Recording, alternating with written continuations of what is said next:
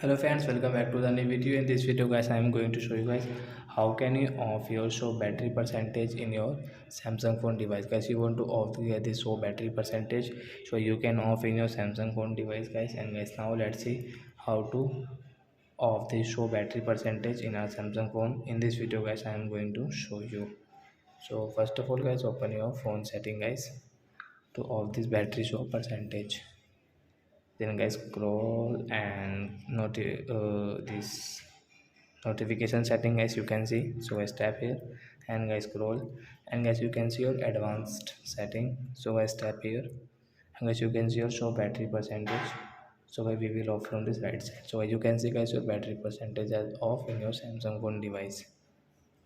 So are you friends, you have understood how to off show battery percentage in Samsung phone? So that's it guys, thanks for watching. Now we will meet on next video with new topic. Before going guys, please go and like my video, subscribe my channel. Bye bye friends.